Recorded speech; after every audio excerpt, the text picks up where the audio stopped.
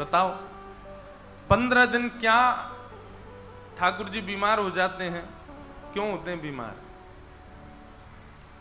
बहुत सारी भावनाएं हैं। माधवदास नाम के भक्त थे, उनको एक रोग हो गया था। उनके रोग को ठाकुर जी ने अपने ऊपर ले लिया। श्री माधवदास जी इतने बीमार हो गए कि वो उठ भी नहीं पा रहे थे।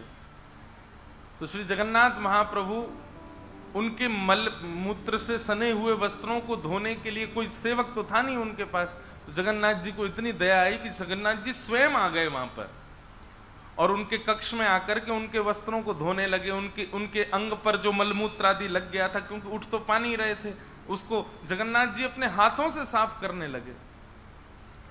माधवदास जी ने जब ये दृश्य देखा, स्वयं जगन्नाथ जी उनके घर पर आए हैं उनकी सेवा करने, माधवदास जी बहुत रोए। बोले नाथ, इसके लिए तो मैंने कभी भजन नहीं किया था कि आपकी स्थिति ऐसी कर दूं मैं। आप मेरे मलमूत्र से सने हुए वस्त्रों को धो रहे हैं, मेरे तन का स्पर्श कर रहे हैं, मुझे बहुत पीड़ा हो रही है नाथ। ठाकुर जी बोले आप भक्त लोग हमारी इतनी सेवा करते हैं, अगर हम आपकी थोड़ी बहुत कर दें तो इसमें क्या बुराई? और आपकी इतनी दूषित स्थिति हो गई है, और ये तो बाहर का मल है माधवदास, तुम तो हृदय से परम पवित्र हो। मुझे बाहर की शुद्धता आकर्षित नहीं करती है, मैं तो हृदय की पवित्रता से आकर्षित होता हूं। बाहर से मलमूत्र से सने हो तो क्या हुआ, हृदय से तो परम पवित्र होना। माधवदास जी ने ठाकुर जी का हाथ पकड़ लिया, बोले आप सर्व समर्थवान हो, ये सब नाटक क्यों कर रहे हो? मेरे वस्त्र धो रहे हो, मेरे हाथ पांव साफ कर रहे हो, आप चाहो तो चुटकी बजा दो, मैं ठीक हो जाऊंगा। भगवान अगर दृष्टि से देख लें और वो व्यक्ति तब भी रोग में रहे तो ये कैसे भगवान? आप तो मेरे ऊपर दृष्टि डाल दीजिए ना, मेरे रोग को दूर कर दीजिए। रोग दूर हो जाएगा तो आपको मेरी सेवा नहीं करनी पड़ेगी, मैं भी प्रसन्न हो जाऊंगा। महाप्रभु जगन्नाथ जी कहते हैं ये तुम्हारे कर्मों का फल है, चाहे इस जन्म के चाहे पूर्व जन्म के। और यदि जीवन में किए गए या पूर्व जन्म में किए गए कर्मों का फल संसार में यदि नहीं भोगा गया, अभी तुम मान लो कि तुमने मुझसे प्रार्थना की और मैंने तुम्हारे कर्म फल को यदि काट दिया, तुम्हारे प्रारब्धों को यदि नष्ट कर दिया ना माधवदास, तो जो वो शेष रह जाएगा ना जो तुमको भोगना है, उसको भोगने के लिए तुमको पुनर्जन्म लेना पड़ेगा। हम लोग जन्म क्यों लेते हैं? कई लोग जन्म लेते हैं कर्मों का बर्डन और बढ़ाने के लिए, और कई लोग जन्म लेते हैं अपने पूर्व जन्म के भी कर्मों के भोगों को भोग करके निवृत्त होने के लिए। वैसे तो वास्तव में जन्म हमारा निवृत्ति के लिए हुआ है, भोगने के लिए हुआ है, पूर्व के प्रारब्धों को भोगने के लिए, पूर्व के किए कर्मों को जीवन में सहने के लिए। लेकिन हम इतने क्या बताएं कौन हैं हम? यहां आए हैं पूर्व का सब लेखा जोखा समाप्त करने के लिए, पर उसको तो समाप्त करते हैं और ज्यादा बढ़ा लेते हैं। कर्जा खत्म तो करते नहीं, और ज्यादा दुगना सिर पर चढ़ा लेते हैं, और फिर इसी चक्कर में हम भटकते रहते हैं। पुनरपि जननम पुनरपि मरणम पुनरपि जननी जठरे शयनम। वास्तव में आध्यात्मिक होना, भक्ति पथ का पथिक होना, उसके लिए एक ही सूत्र है कि यह समझ जाओ कि आप जीवन में जो कुछ भी अनुभव कर रहे हैं, जो कुछ भी फेस कर रहे हैं, जो कुछ भी अपने जीवन में आप जिस स्थिति से लड़ रहे हैं, जूझ रहे हैं, ये सब आपके प्रारब्ध हैं। उन प्रारब्धों को भोगो, प्रारब्धों से लड़ो, दूसरा कुछ निर्माण मत करो। पर नहीं, हम लोग संसार में रहते रहते और बहुत कुछ निर्माण कर लेते हैं, बहुत सारे अपने विषय भोग और बहुत सारी कामनाओं से और ज्यादा कर्म फलों को इकट्ठा कर लेते हैं। पर याद रहे, जब तक ये प्रारब्ध नष्ट नहीं होगा ना, तब तक ठाकुर जी मिल नहीं सकते। माधवदास जी से भगवान बोले तुमको ये रोग इसलिए हुआ क्योंकि ये तुम्हारे पूर्व जन्म का प्रारब्ध है, और कहीं मैंने चुटकी बजा के इसको नष्ट कर दिया तो ये भोगा तो है नहीं तुमने, नष्ट हो गया। और नहीं भोगोगे तो भोगने के लिए दोबारा तुमको जन्म लेना पड़ेगा। इसलिए माधवदास 15 दिन का रोग और बचा, इसको भोग लो। माधवदास बोले लेकिन शर्त है। बोले क्या? मुझे भोगने में कोई दिक्कत नहीं, मुझे कष्ट सहने में कोई दिक्कत, आप नहीं आओगे मेरे पास, ये सेवा एवा आप नहीं करोगे मेरी। जगन्नाथ जी बोले मैं तो करूंगा।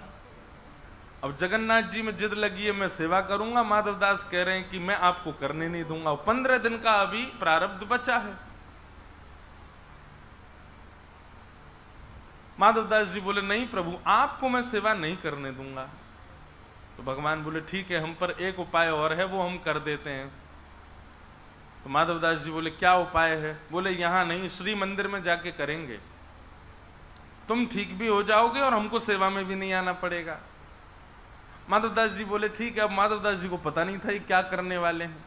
ठाकुर जी श्री मंदिर में गए और माधवदास का जो 15 दिन का अभी प्रारब्ध बचा था उसको अपने ऊपर ले लिया, और अपने ऊपर लेकर के स्वयं ठाकुर जी बीमार हो गए, उष्ण हो गए। बताओ, ठाकुर जी बीमार पड़ गए, तुम ताली बजा रहे हो। संसार में कोई बीमार पड़ता आप ताली बजाते हो? वाह, तुम आईसीयू में चले गए, ओहो तुमको ग्लूकोज चढ़ रही है। ऐसे कौन करता है भाई? ताली क्यों बजाई आपने? माधवदास जी का पीड़ा ठाकुर जी ने अपने ऊपर ले ली। अब यहां माधवदास जी स्वस्थ हो गए, स्वस्थ होकर के स्नान ध्यान करके तिलक चंदन लगा करके बढ़िया इत्र लगा करके माधवदास जी बोले अब बढ़िया हो गया, अब चलूं महाप्रभु के दर्शन को। और जैसे ही श्री मंदिर में गए, मुख्य द्वार बंद है, पुजारी सब बाहर बैठे रुदन कर रहे हैं, भीतर केवल गिने चुने लोग हैं। माधवदास जी ने पूछा क्या हुआ? बोले महाप्रभु जगन्नाथ जी को बुखार आ गया है। माधवदास जी बहुत रोए। तो ठाकुर जी आपने ऐसा क्यों किया? कि प्रबल प्रेम के पाले पड़कर हरि को नियम बदलते देखा, अपना मान टले टल जाए पर भक्त का मान न टलते देखा।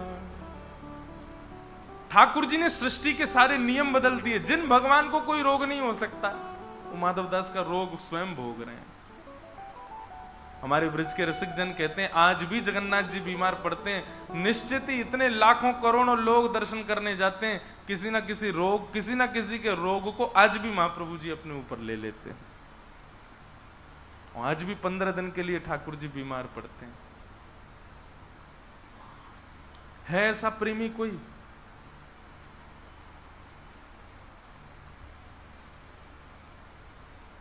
हमको कोई रोग हो जाए, कितना भी बड़ा प्रेम करने वाला व्यक्ति रोग लेगा हमारा? कभी नहीं ले सकता। कोरोना हो गया था, लोग बाग बच करके भागते थे, बोले हमको नहीं हो जाए कहीं इससे। लेकिन ये तो केवल प्रेम में ही हो सकता है, ये केवल महाप्रभु जगन्नाथ जी का ही। इसीलिए मैं कहता हूं प्रेम के अधिकारी केवल ठाकुर जी, क्योंकि उन जैसा कोई कर ही नहीं सकता। सबके रोगों को अपने ऊपर धारण कर लिया।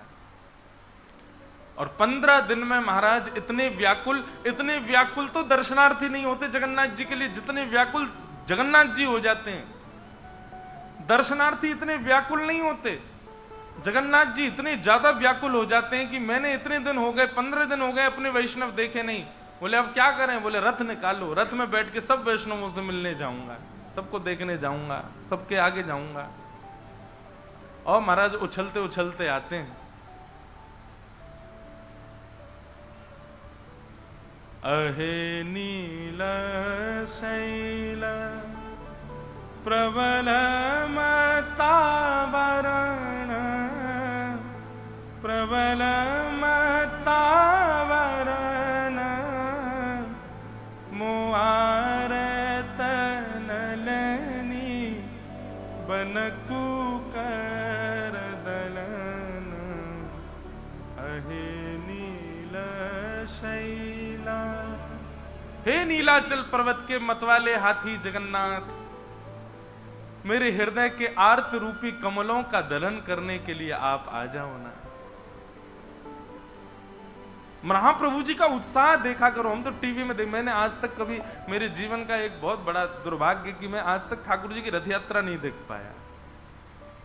इस बार भी बहुत मन है कि रथ यात्रा देखूं, लेकिन हम तो कल हमसे ये पूछ रहे थे कि महाराज जी आप समय कैसे, हमको बड़े दिन में समय मिला राहुल केला कथा के लिए, 1.5 साल में मिला, 1.5 साल लगे रहे तब जाके समय मिला। मैंने कहा आपके लिए नहीं है बात, ये कोई मुझको अहंकार मत समझो कि भाई इतना व्यस्त हूं, मुझे मेरे लिए समय नहीं मिलता। अब मैं सोच रहा हूं कि मैं कैसे आऊं रथ यात्रा में। कथाएं पहले से हो जाती हैं और फिर वो तिथि नहीं समझ आती। लेकिन बहुत मन है एक बार ठाकुर जी को रथ में विराजमान, जब वो निकले तो हम क्या करते हैं, अपने ठाकुर जी को जगन्नाथ जी बना देते हैं, उनकी रथ यात्रा करते हैं।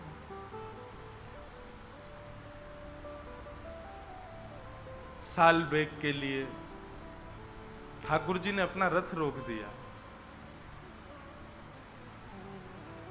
कहे साल बेग हीन जाति रे यवन, कहे साल बेग हीन जाति रे यवन, श्रीरंगा चरण तल। फिर आगे क्या है, गाओ गाओ। अहे नील शैल प्रबल मतावरण, मुआरत नलनी बनकु कर दलन।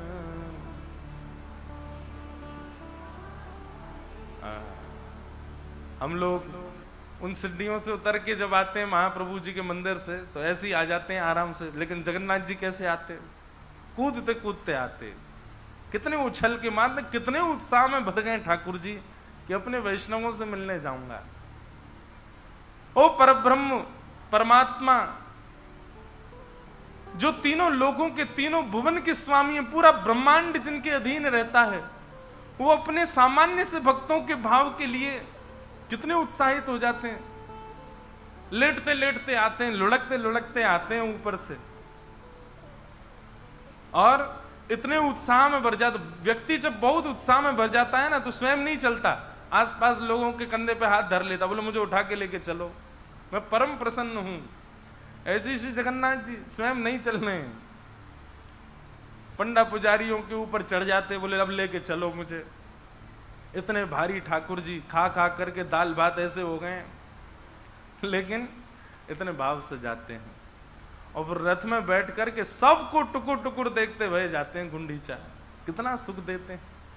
एकमात्र पूरे ब्रह्मांड में एकमात्र श्री जगन्नाथ जी ऐसे ठाकुर हैं जो अपने मंदिर से बाहर निकल के वैष्णवों से मिलने आते हैं, और कोई ठाकुर नहीं आते। ऐसे प्रेम के साक्षात स्वरूप श्री जगन्नाथ जी।